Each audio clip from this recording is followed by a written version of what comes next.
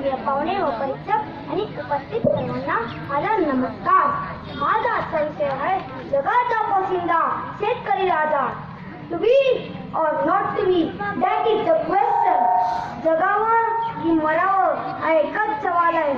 जगावर अजून या चौकीदावर कर्जमाफी तासवर फेकून द्यायचा तर त्याच कुंडल्या जाण्याचा मृत्यूचा फाशीच्या दरावर एकाच प्रहारानं माझा तुझा याचा आणि त्याचाही जीवनाला कंटाळून मृत्यूलाही भीती मारणाऱ्या त्या शेतकऱ्याचा ताव फोडणारी वेदना ऐकल्यात का तुम्ही? सांगा सांगा, ऐकल्यात का तुम्ही? सांगा ना. मेरे देश की धरती सोना उगले उगले हीरे मोती, मेरे देश की धरती, मेरे देश की धरती असं म्हणत हरित क्रांती घडवणाऱ्या या शेतकऱ्याचा गौरव तर पंतप्रधान लाल बहादूर शास्त्रींनीही केलाय. जय जवान जय किसान, जय जवान जय किसान या घोषणेतून राष्ट्राचे संरक्षण करतो तो जवान, राष्ट्राचे पोषण करतो तो किसान. या एकाच नाण्याच्या दोन दोन बाजू आहेत. हे दोघेही महान आहेत. यांना माझा नमस्कार. प्रसंगी स्वतःच्या पोटाला चिमटे काढून दुसऱ्यांना पोटभर पुरवतो तो शेतकरी. स्वतः अर्धनग्न आणि अनवाणी राहून दुसऱ्यांना अंगभर वस्त्र पुरवतो तो शेतकरी.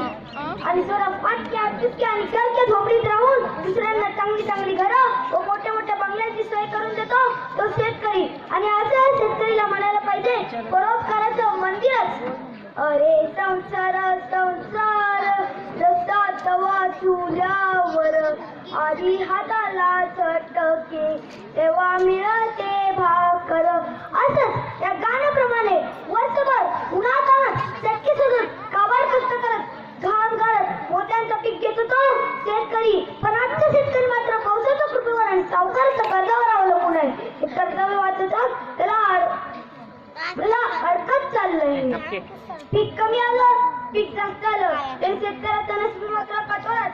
शेतकऱ्याच्या परिस्थितीत फरक हा नाहीच. मधल्यामध्ये अडत्या व दलालांचा फायदा. कांदे टोमॅटो रस्त्यावर फेकून दुधाचे टँकर रस्त्यावर सांडून शेतकरी आपला राग व्यक्त करतो. शेतकरी संघटनेमधील फाटाफूट आणि शेतकऱ्याच्या आत्महत्याचे राजकारण यामुळे शेतकऱ्यांना न्याय मिळणार तरी कधी? सांगा सांगा, मिळणार तरी कधी? जर का शेतकऱ्यांना न्याय मिळणार नसेल तर शेतकरी आपला तिसरा नेत्र उघडल्याशिवाय राहणार नाही. आणि जर का त्याने त्याचं खांद्यावरच घेतलं तर कोणीही वाचणार नाही.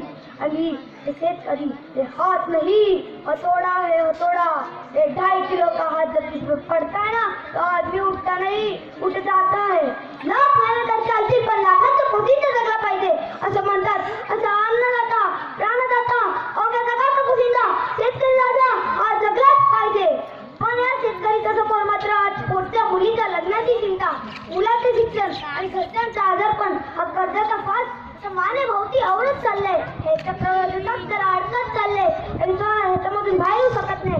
जणू काही करणं ठरवतात ताकद त्याला गरज आहे ती हमी भावाची, पिकाला चांगला भाव मिळण्याची, त्याचा राष्ट्रमंगल पूर्ण व्हायची. जर त्याचं राष्ट्रमंगल पूर्ण झालं तर तो नव्या जोमाने शेतात उठेल, नव्या जोमाने काम करेल आणि बोलायला लागेल हे जनकट माझे भाऊ, हे मजबूत दोन्ही हात असताही निदडी छाती, सांगा या धरतीवरती पुणे मला हो काय, पुणे मला हो काय, पुणे मला हो काय, पुणे मला हो काय.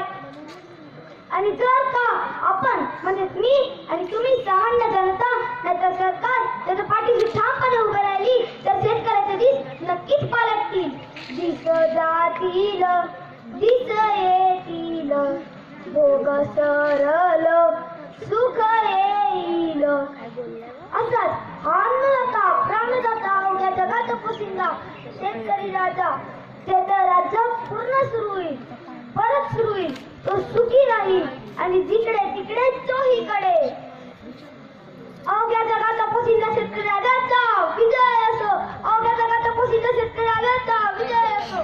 जय जवान जय किसान, जय जवान जय किसान. धन्यवाद.